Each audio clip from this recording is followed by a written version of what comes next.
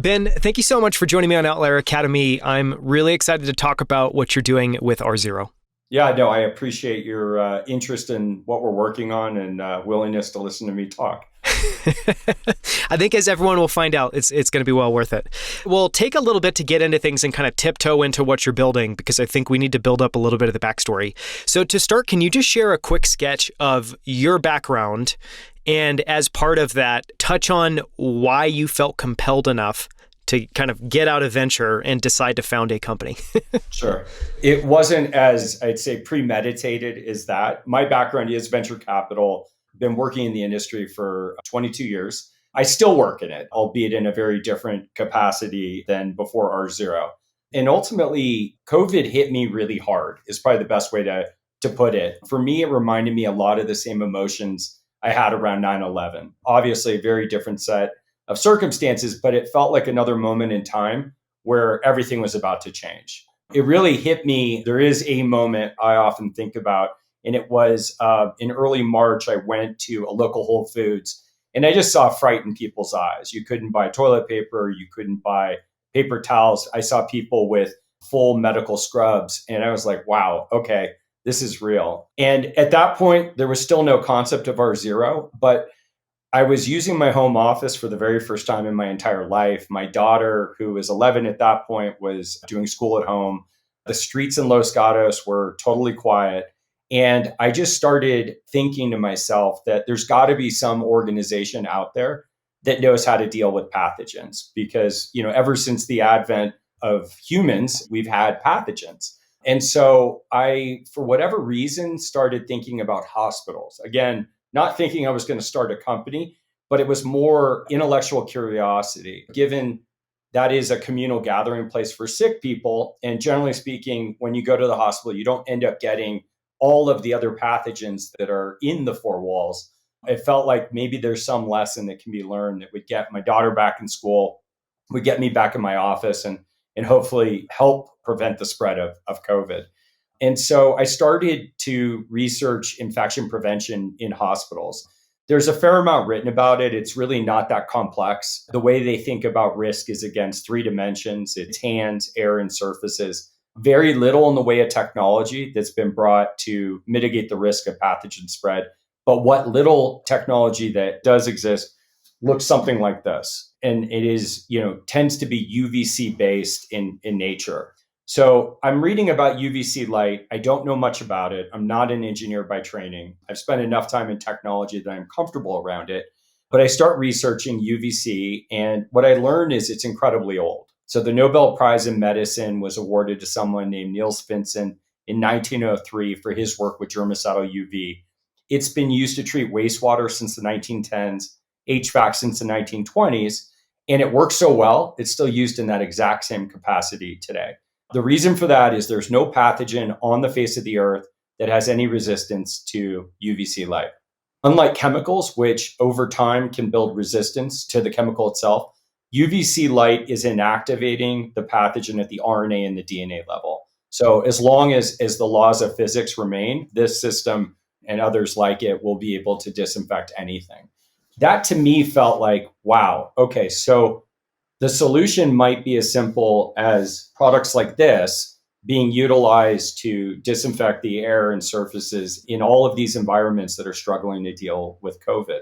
I can tell you definitively, I think I was looking for an investment for Tenaya. That's the venture capital firm I co-founded and am a GP in. And so what is very natural to me is market mapping. Once you have a thesis around an opportunity, be it a market or an emerging technology, the key then is to start trying to understand who are all the vendors in this space. What do the products look like? What are some of the strengths, the weaknesses? And so that was basically a spreadsheet that I pulled together. And in doing so, what I came to realize was there were a number of vendors. Most of them were pretty old, not a lot of innovation, and their products were incredibly expensive. I also learned that their products have incredible bodies of evidence. And what I mean by that is the hospitals that have adopted technologies like this have seen a tremendous reduction in what are called HAIs, or hospital-acquired infections.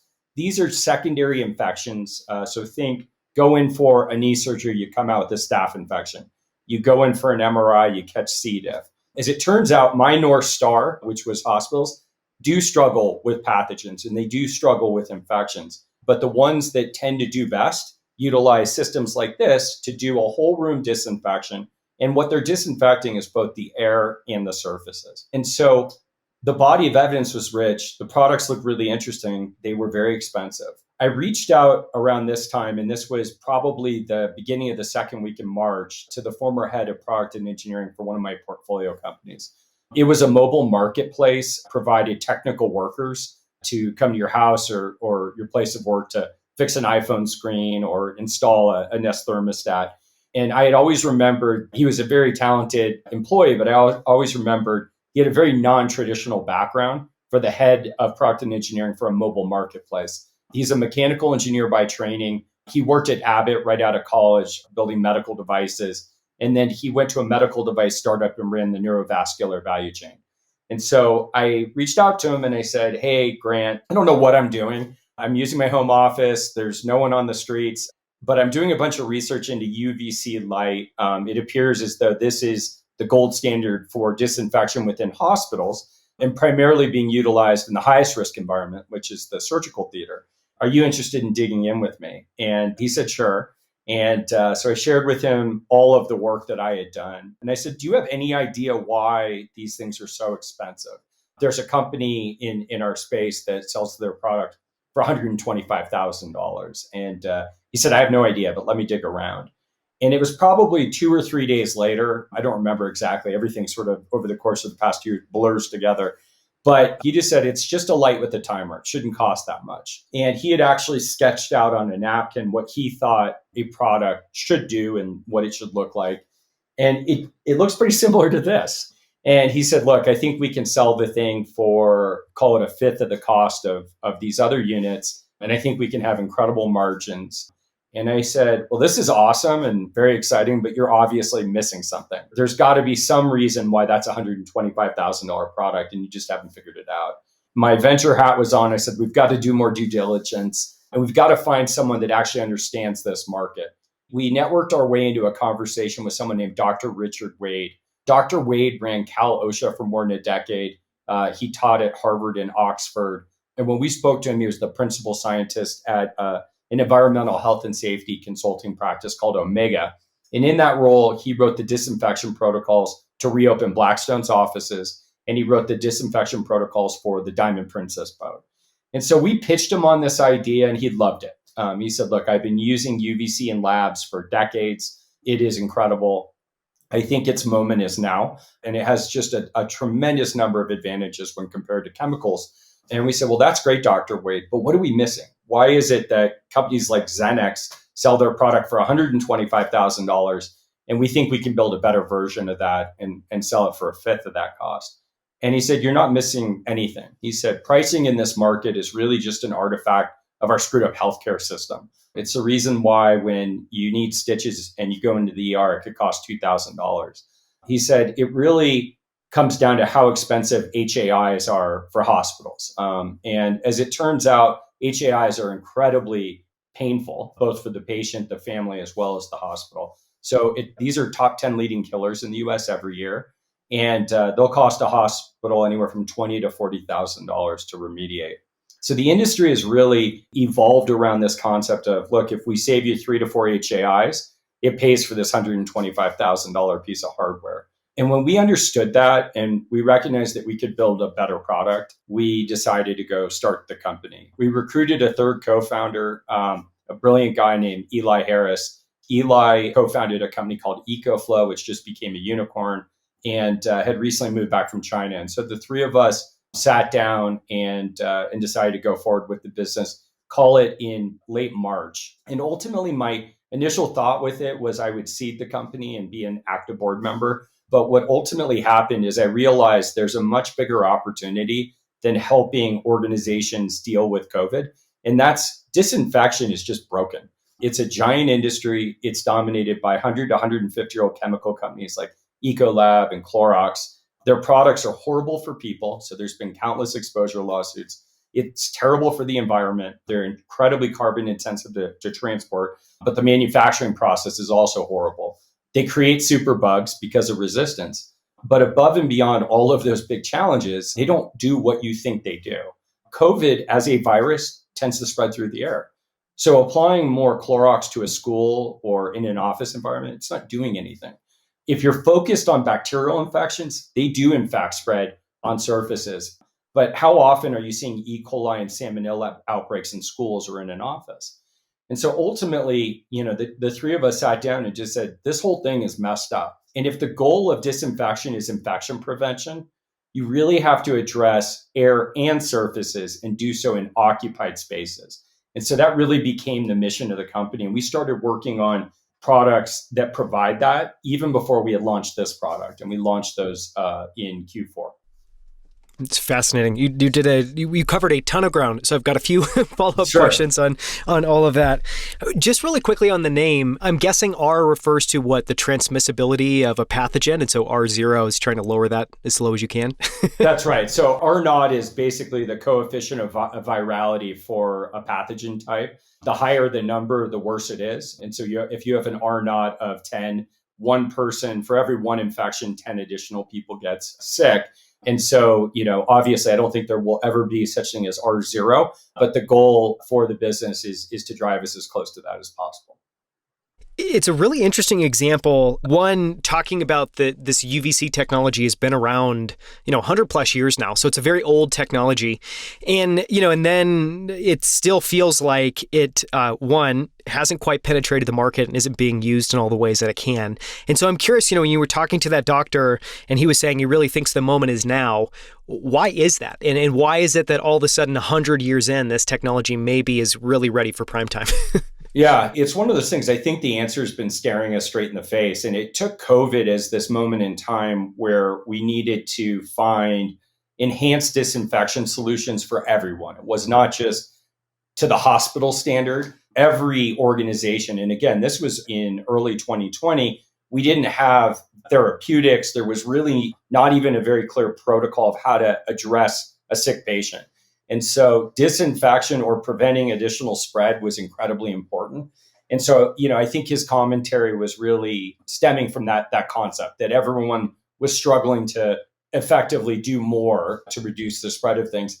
And ultimately, what held this back was cost. So, there have been systems like this in hospitals since probably the 1950s, 1960s. And they work. But for whatever reason, it's not been an industry that has seen a ton of innovation. I think the products, if you saw most of the companies that we compete with, they look very industrial. We work with the same industrial design team that builds all the Nest products. Every single one of our products has a very clear aesthetic that we care about. Our goal is to build things that people want to be around. If you saw some of these products, they look like they belong in a hospital. Yeah. They look industrial, they look scary. But really, more than anything else is just cost. And I think what we have proven, because we're the first vendor to really target the non-healthcare applications, and we have sold into hospitals. We have an investment from the Mayo Clinic. We collaborate with them on infection prevention. But we really initially started targeting all of these other organizations. And we've sold seven-figure deals into financial services, into healthcare, and then into education. I think we're protecting about 800 schools today. And so ultimately, what I think really was the enabler in this market was one, COVID, but two was us saying, let's collapse pricing and let's make this accessible. And one of the missions or the mission of R0 is to reduce sick days by democratizing access to hospital grade technologies. And so that is our goal. Yeah, I imagine a lot of the other units probably look like things you'd be worried to have your body next to. It's probably the thing. I think you guys have done a great job of focusing on design. So one, it actually, I think, fits into a room and hopefully doesn't look like a scary medical device. But two, to your point, also looks like something that is safe for you to be around, or at least somewhat inviting. You talked about selling into schools. What have been some of the unique challenges of selling into healthcare versus schools versus organizations? Yeah. So what I would say is, all of our products are tested at a third-party lab. So we have very good actual lab data about the efficacy of the products. And in a lab environment, they're actually testing these devices against live pathogens. So it's not theoretical. What's interesting, though, is even before the product is taken into a lab, based on math, we can actually model and tell you how effective it's going to be. And we're very good at that. It's not all that complex as the math goes, but we know, predictively based on the output of a bulb like this with our type of ballast, these parabolic reflectors, what this germicidal output would be, and really at certain distances, how long would it take to inactivate different pathogen types.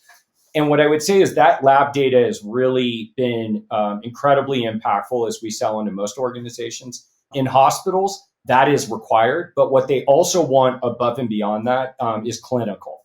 We are in the process of doing clinical work. And so we're working with Harvard, we're working with Columbia University, and we're about to kick off with an insurance carrier. And so the challenge, though, is these projects or the clinical research takes a while. Like 12, 24 months, more than that? It depends on what exactly you're targeting, but minimum of 12 months. And we're just celebrating our second birthday in a month. So we didn't have a product to sell or to begin clinical work for 6 months after we started the business. So where we are in sort of building that body of evidence is it's early. We do have healthcare institutions that have bought based on lab data, which is great. Ultimately, we are very confident we'll eventually build the body of evidence. It just takes time. But that's what's made selling into healthcare. It just takes longer. And again, we've sold 7 figures into healthcare, so we're getting past it. But I do believe over time, it will become a very large part of our business. Yeah. No, it's just, I think it's fascinating. And I wanted to make sure everyone listening knew about it, because I think one of the things that is important here is, we talk a lot about innovation, and obviously you have a very old technology that you're repurposing and modernizing in a lot of ways, but there are a lot of unique challenges about obviously being a startup selling into healthcare. And one of them is, number one, kind of, you first need to do the lab data, and then you need to go and actually do these clinical trials. And the clinical trials make sense, I'm sure, from a hospital's point of view, because they're used to doing clinical trials for kind of everything. How do you think about the difference between lab data and clinical data? Is clinical data literally an order of magnitude better? Is there, why do it? Why have that be the barrier? I ultimately think it's worse. And the reason being is what you're bringing into the equation is human error. And look, we're not going to be there every single day the device is operated. There is a very clear protocol that we design for each of our customers based on dimensions of the room, areas that could be shadowed and things like that. And at the end of the day, we're not there to actually be able to, see that the protocol is being met. Now, if you run the study long enough, some of that just sort of falls out. And so we are very comfortable with clinical work, and we like doing it. But ultimately, the way UVC works is really just math.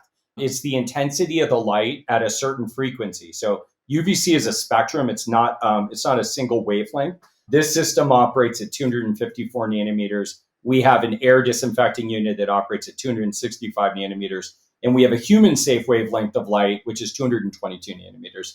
And so depending on the distance that these devices are from whatever it is they're disinfecting, we know very clearly how long it takes to achieve a 1 log reduction, a 2 log reduction, a 3, a 4, whatever it is you're targeting. So ultimately, at the end of the day, like lab data, so understanding the dimensions of the room where the test was, what was the pathogen type, and the conditions in which the disinfection took place, to me, answers your question definitively, because these are physical spaces. It's not as though walls are moving so we know that running X device in a room that's 1,000 square feet for this long will provide this level of disinfection. All that said, we are huge believers. We have a head of clinical now. And for all the listeners out here that want to do clinical work with us, we're looking for more and more clinical partners. Awesome. I want to talk a little bit about the different products you have, because you have 3 products today. Some of those, obviously, you've talked about are human safe, so they're meant to be in close proximity to where a patient would be. I know you have one unit that sticks to the roof that can even be over a patient's bed. People that aren't watching the video can't see the unit behind you, but then you also have one that I would guess is 6 feet tall, basically projects light 360 degrees, that is not meant to be around humans. And as you were talking about before you hit record, it actually has a sensor on at the top and will automatically shut off and detect if people are nearby. Just talk a little bit about the product line you have and Sure. the different use cases there. Yeah, so I'll tell you about the hardware. We have a lot more people that write software than build hardware, but we build great hardware. So we have 3 products today on the hardware side. The one behind me is a whole room disinfecting unit. This is the first product we brought to market. And what it allows for is a tremendous reduction in pathogen load in a physical space. So think about a classroom. Rather than just clean it at night, also run a disinfection. When we were building the product, we tried to be very thoughtful around building something that could be integrated into existing janitorial workflows. If to work with us required hiring additional staff, that would have been a dead end. And so the system has 4 buttons. It's IoT enabled, so we capture data and build an audit trail in terms of disinfection, so when it was operated, for how long and where. But ultimately, the most of the users of our product are pulling one of these with a janitorial cart, cleaning a classroom as they normally would. When they're done, they bring the device in, they run a disinfection. It disinfects the air and the surfaces. And then while that process is going on, they're in the classroom next door cleaning. And so again, just a very simple process. The next 2 products that we launched, and we effectively launched them at the same time, are both products for occupied spaces. So this is not something you would operate with someone in the room. The fixtures are. Well, the first one is a product called Beam, which disinfects a huge volume of air. We can add 8 to 32 effective air changes per hour, depending on the number of devices and the size of the room, which is astronomical in terms of building and HVAC. And so it is a product that really redefines the healthy building IAQ challenge, which is how is it that we create the healthiest air within a physical setting? And there are limitations to upgrading your HVAC. Most of the customers that we have are running air at 3 to 4 air changes per hour, which means every hour you've run the air in that building through the filters 3 to 4 times. At that level, you do not have sufficient purification to prevent the spread of anything. And so there are some organizations that can't afford to rip all that out and put something in place that could run a higher MERV rating, so more filtration at more air changes per hour. And so they're left with alternatives like HEPA filters, portable units, and our product will outperform anything on the market that is portable. And so this is in our opinion, and that of a lot of our customers, a game changer. And so it's a beautiful product that can be installed either on a wall or drop from the ceiling. We have customers that have done both. And it creates a zone of irradiance above people's heads. So it works while people are in the room. The system is IoT enabled, like every product we've developed. It has sensors to activate itself when it senses people in the room. It will run until it sees the last person for an additional 30 minutes, and then it deactivates itself. The product uses LEDs, so it's energy efficient. And again, it was only operating when it's needed. The other product that we brought to market is a far UV system. So far UV is it's a pretty novel wavelength of UVC at the sort of lower end of the spectrum at 222 nanometers. And 222 nanometers, it turns out, is perfectly human safe. And so the science has shown that 30,000 hours of exposure to that wavelength does less cellular damage to your skin and your eyes than 10 minutes in the sun on a spring day. And so perfectly safe. It also turns out it kills all pathogens. And so in our mind, this is the technology that becomes the building block for all physical buildings going forward. It provides the ability for real-time disinfection. So rather than you and I be on a Zoom call, we're sitting at your desk or mine, and I'm breathing and sneezing and coughing, and we're just having a conversation. If we have a fixture in the ceiling that's emitting this light down and creating a zone of irradiance around us, you're getting some level of disinfection just as we're sitting here. So think about, sharing a restroom with someone. Think about an elevator. Conference rooms. Conference rooms, break rooms. Yeah. This device operates inverse to this. So it will only turn itself on when it senses people in the room. And then it will run, you can program it to run for as long as you'd like afterwards. And so it's a game changer. It truly, truly is. There's only a couple companies globally that have the ability to produce this light safely and efficaciously. And we're one of them. And we're incredibly excited about the potential going forward. Yeah. I mean, that's an incredible milestone to hit, less than 2 years into R0's life. So you talked about that there are more people working on software than hardware, which I'm not surprised by. But I think most people that would go to the website and I guess look at the fixtures, because obviously the fixtures are what people are going to see in the room, that might be surprising. What do you focus on the software side, and what does software enable the hardware doesn't? And how do you, I guess, think about, in terms of overall innovation R&D, how much are you dedicating to hardware versus software? Yeah, so we started with the hardware, and we call them endpoints because they didn't exist either in a form that was cost effective or something that was efficacious. And so we're working from sort of the outside in. Every one of our products out of the box comes with software. And what you should think about this is a capability to manage the devices remotely if it's a fixture, as well as analytics and reporting about the space that it's operating in.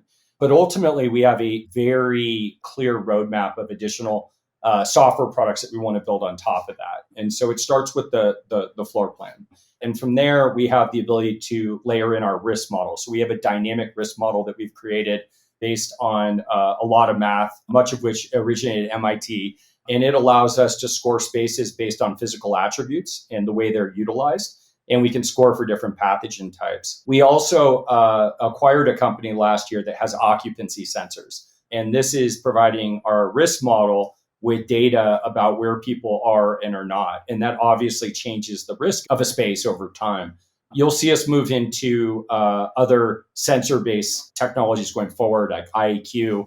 And we have a huge product roadmap on the hardware side to take advantage of the data that is emitted to remediate. So one of the things that is incredibly meaningful for us in terms of the products we build and our vision is we want to be closed loop. We don't want to just report that you have a problem. We want to build products that are actually going to resolve the problem. And so a lot of the software work is with regards to that. There's also, we've been approached by a number of very large strategic players in and around the space that are interested in having us do API integrations with their software. And so there's a lot to be built on the software side. There's a lot more hardware that we have to go build, but we're really excited. We think the healthy buildings movement is really in its infancy, and we think it will evolve like the green building movement. And we think we can be an incredibly important piece of that movement. Yeah. I mean, even hearing you map out what your software does today, which obviously even just, I don't have any super familiarity with healthcare, but even knowing about something like an audit trail would obviously be incredibly important. If you're a hospital and you're doing this to minimize hospital-induced infections, having that data is going to be really important. One of the questions I wanted to ask is, because we've talked about the hardware a little bit, we've talked about the software a little bit. I want to kind of go a little bit higher level and talk about, as you have been thinking about building the business, how are you thinking about the competitive advantages? Because it seems like one of those clearly is on the hardware side, but almost more around the industrial design of it and being able to do efficacious. On the software side, clearly that's one. How else have you thought about that? Yeah, I mean, so at some point we're going to compete with a startup that will come hard and work like we're working and be able to produce 3 hardware SKUs in 2 years and a bunch of software. But by and large, we're competing with some very large. They're good businesses, but they're not moving as quickly as we are. We've had strategic interest from chemical companies, building automation companies, general lighting companies. And so I think we're cutting across a number of very large spaces. They've done a lot more in their history than we have. So we say it very humbly. But what we can do to compete is out innovate and out execute. And so we are small but mighty. On our team, we have 11 past co-founders of businesses. This group of people have raised billions of dollars. And so we're honored that we have so many people, many of which were CEOs in a past life, that are in a different role, that are just mission oriented and really want to help create safer spaces, forever. And so ultimately, when we think about competing, it's against these organizations in every single dimension. So one is we're science driven. So it's got to work. We're not going to build products and just sell them for the sake of selling them. You will not see us release chemicals. We are not a believer in chemical interventions. The world doesn't need it. It's not good for them. And even though I think in our zero branded chemical for our customers, we probably could get away with it, we would never do that. And so we're building against basically a matrix of problems, as well as what are the scientific methods to resolve the problem. Beyond that, we care a ton about user experience. And so we track NPS religiously, and we have very high NPS scores. Last I checked, it was above Apple. And so we care about how these products are to work with. Are they inviting? Are they simple? You're dealing with something that's incredibly important, which is disinfection in the time of COVID. And so it's really important that people feel comfortable operating them. The software itself is modern. And so if you were to interact with our software, I think it would feel very familiar to you. We've taken a very sort of consumer-like angle. We've seen software for some of the vendors that sell products like this that are much older. It's very industrial, and it might have been state of the art 14 years or 15 years ago. It's not like interacting with a web application like Salesforce or Facebook, and it can be. And so our goal is to basically win in every dimension. We also care a lot about price, and while we have to build a business and we do have very strong margins and we're very proud of that, ultimately the goal is to get as wide of distribution as possible. We're building a for-profit company, but we know the better we do, the healthier the world is. And so the goal is not to really torque the business for margins. We've had a number of investors say to us, why not double your pricing? You're still cheaper than your primary competitors. And our answer is because there'll be less people that can access the technology. Yeah, it seems like a huge part of your play overall is that even just in the different channels that you've sold through today, it seems that you guys have a fundamental belief that the size of this market is maybe 10 times the size of how people thought about it before, but it's because the price point has to be low. It's like you have to hit all of these things that you're working on doing. We learned a lot by reading the body of evidence and learning about our competitors' products, some of which are 10, 15, 20 years old.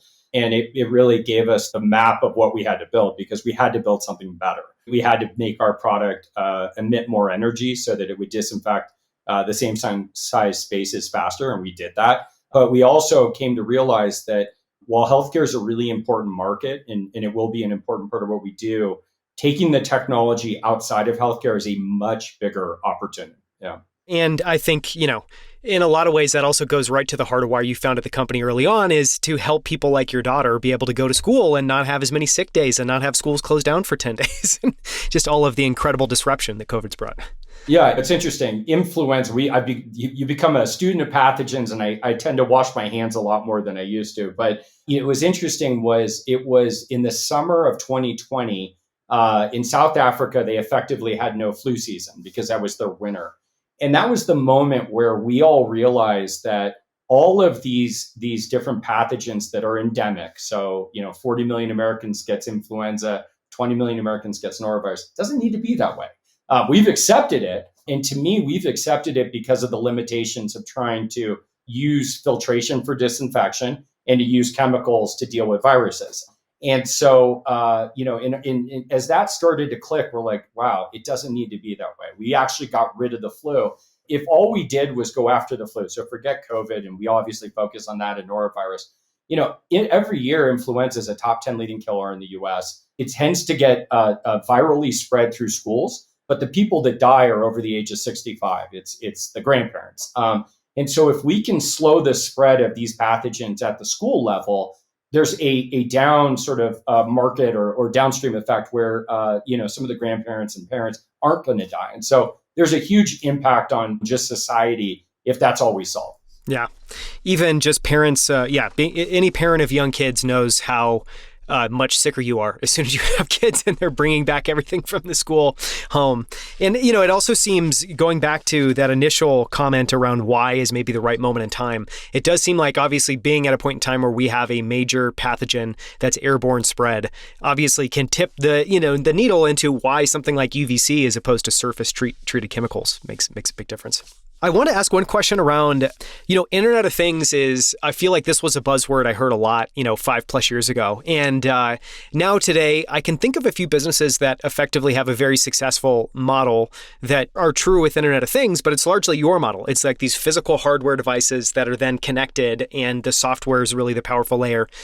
As somebody who's been investing for a long time and is now building a business that can be described as an Internet of Things business, what's your take on the space? What is your take on where are we at in the moment of time of Internet of Things kind of booming? What's your sense? So, I think what you describe are the applications, which is what we are. So we're basically leveraging connectivity to close the loop, provide data, report. And for us, it's really important both for reporting to the customer, but also for us being able to provide that dynamic risk model that is adjusting beyond sort of different applications. And so Nest is one of our hero companies. We hired the global head of business development from Nest to join us. And I think he saw a lot of similarities. He's wonderful. His name is Linus Lundberg, and he's just amazing. But Nest did an amazing job by sort of reinventing a very old space. And they did so in a way where they created this luxury product, which had features and functionality that can help from an energy efficiency perspective. Wonderful control. Think about going on vacation, leaving your air conditioning on, being able to turn it off with your phone. But they did so with a much higher price point. And I think it's amazing that they did that. It's very Apple-esque. But think about what a thermostat would cost before Nest. You could buy one for $10, and it would do everything that the Nest product would do, other than for the connectivity elements. And so, as we were thinking about our business, we wanted to go the other direction from a pricing perspective and enable it. But different applications that do exist, and there are a number of companies now that utilize IoT data in order to provide either a consumer service or something in the enterprise. Beyond that, there is an infrastructure layer. So think about security, the chipsets, different things like that are out there. And security is very important. It is important to understand where that data is going. Our data is not very sensitive. Even our occupancy sensors, it's just PIR. So it's looking at heat and motion. That's it. So we have no ability to discern a person. Our occupancy sensors have a neural network on the hardware. So it doesn't even use the public cloud to process anything. So as these things go, we're pretty benign. But there are occupancy companies that have cameras, and you're actually seeing LiDAR, which can give you a lot of data about what goes on in a physical space. There's some that actually use true video cameras that can report and provide data. And again, you just have to be really cognizant and conscientious about that stuff, and which is why the security layer matters. We build everything we do. So we write our own firmware, we create our own hardware. Our far UV system is based on our own excimer krypton chloride lamps. We have our own filters. The one thing we don't do is the chips. And so we work with third-party vendors that provide different chips. We use Bluetooth, we use LTE, but different technologies to take the data off the device and report it to the cloud. Yeah. Talking about the neural net that's in the product that's pretty profound. That's part of the product, and I think speaks to why what you're building is so much more modern than I'm guessing some of the systems that are out there. I want to ask a couple closing questions, and one was, I imagine as someone who's been investing for 20 plus years, you've developed some pretty particular ideas about how to go about building a company. And so I'm curious, as you launched into this, and it sounds like initially you didn't think you were going to be running the business. It was more of kind of starting it, maybe investing in it. How did your background as an investor influence how you approached it? And I'm guessing that's probably from a sequencing where you were what you were over-indexing on early. But how do you think about that? What would you share there? Yeah, first off, there is no sort of playbook for all businesses. It depends on the team. It depends on the culture. It depends on the product, the space, who you're competing with. And so I think there was some early, recognition that what we're trying to do is pretty different. I don't have a past portfolio company that went down this path of effectively trying to build a modern disinfection or infection prevention platform. And if you look at infection prevention, it really hasn't been innovated upon in 100 years. I mean, it's this product is 1950s. So that's, I'd say, the last real innovation. But what I did learn from 20 plus years of investing is a lot of lessons as to what not to do and how important it is to have alignment on the team and communication. What we did in the early days of this was, I know at some point we'll look back on it with pride. And I do have pride today. We're just moving too quickly to really think about it. But we went as hard as I think any startup has. So we incorporated in April. We raised a seed round in May. We raised our Series A in August. We delivered this product in September, and we booked over $40 million in 5 quarters after that. And so that required a level of effort and I think continuity in terms of strategy, all people rowing in the right direction. It's rare to find. And why I think we were able to do that was because of the mission. We wanted to get the product out because we wanted to help. And we felt like every day that we wasted, there was an opportunity for some additional person to get sick and maybe die. that worked. I would say we built our zero in the early days based on a lot of adrenaline, a lot of coffee, and that will not scale forever. And you have to eventually start planning things and the like. And so I think as I look back on past investments that didn't work or some that did that were successful at this, I was able to take certain lessons and apply them. I think one of the things that I had seen break companies was culture. And it's not to say there is a singular culture to build a company, but you have to define what that culture is early and then hire against it. Because if you have some people that have one perspective about what working hard is, and then you have another group of people that has an entirely different one, it's not as though there's a group that's wrong, but there is a group that's probably wrong for your business. And so we did little things like that. We hired a head of HR who's now our chief people officer, and she's incredible. And we did it early. We made investments in some of the people infrastructure early. And I know that is going to pay off as we go from 150 people to 300 people. But again, I think the advantage I had versus maybe another first-time entrepreneur was I had just seen I've learned a lot of lessons in 20 years. Some are good, a lot are bad. And we try to avoid as many of the negative lessons as possible. Yeah, no, I think it's very well said that, it's more about what not to do and how to bring those lessons into what you're building. But I think clearly, even just hearing you lay out those milestones, knowing what that would take even to execute against that and the number of people you need to hire early on. Hey, you guys did take a very, I think, proactive, thoughtful, upfront approach. And you were also sprinting from day one. We were. And the founders, I can't say enough positive things about Eli and Grant. They've become like family to me, and I'm much older than both of them. So I think on some days I'm like their dad, other days like their older brother. But I'm in my mid 40s. Grant's in his early 30s, and Eli's in his late 20s. But I never thought I would feel the kinship I do with them. I imagine there are thousands of text messages. We talk every day. There is no such thing as vacation. And doing so over a very protracted period of time, you build this emotional connection that, again, I've been around startups for a long time, never experienced this. But what it allows us to do is we're all very different. I think our innate skill sets are different, but very synergistic. And we're able to divide and conquer really well. And Eli is the best seller I've ever been around. He is not actually trained at selling. He is just brilliant. And he gets everyone to like him. And that's based on trust. Everyone likes, trusts, and respects Eli, and he deserves that. Grant is brilliant. He's a real engineer. This is his product, and he deserves all the credit for building something as quickly as we did. That is unequivocally the best product on the market. From a price to performance perspective, has nothing that's even close to it. Where I could be helpful to the organization was around understanding what this business should look like over time and pointing us in that direction, doing the fundraising and ensure that we have the capital to aggressively go after the opportunity, and then utilize my network to recruit people like Neil Day, who's our CTO, and he was the CIO of Walmart.com, the CTO of Shutterfly. He's, again, someone that joined us when it was just like four of us, and we didn't deserve him, but he thought what we were working on was interesting and those sort of things. Yeah, it's incredible. Last closing question. What has been the most difficult and most fun moment in Milestone so far in building the business?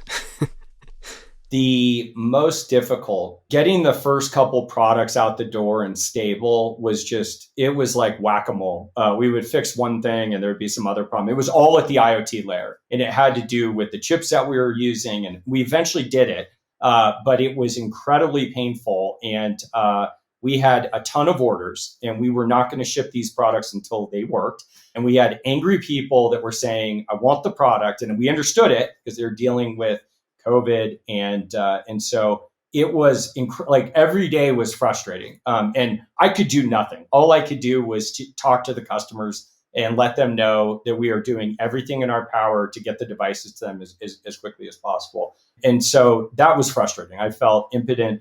Neil worked 24 hours a day and so did Grant to get the products to operate as we needed them to. And it was all about reporting. The UVC worked fine. It was just literally so that we could create that audit trail. And then I'd say we took an investment and signed a multi-year collaboration agreement with the Mayo Clinic last year. And I think The person that sponsors it at the Mayo Clinic is the global head of infection prevention for the entire Mayo Clinic. He and his team actually ask us for our opinion about different things. And so that realization that, less than 2 years into working on this project, in a space no one knew anything about, we've just read a lot of science, we're helping the very best infection prevention specialists in the world to think about mechanisms by way they could reduce pathogen load and make their environment safer. And again, I'm just sort of shocked, and our technical team deserves the vast majority of that credit.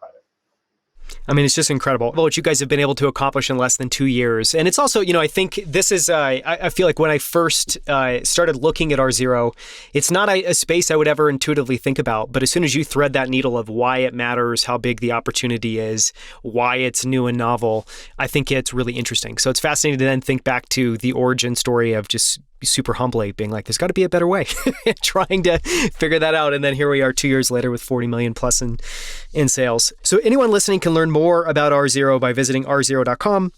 I can also follow you on Twitter. You don't tweet a ton, but you have tweeted some very great Medium articles at BJAMIN999. And there's some great stuff you've written on Medium that we'll link to as well too, about everything from some of the journey of building R0 to why a great board of directors really matters. So thank you so much for the time, Ben. This has been a lot of fun.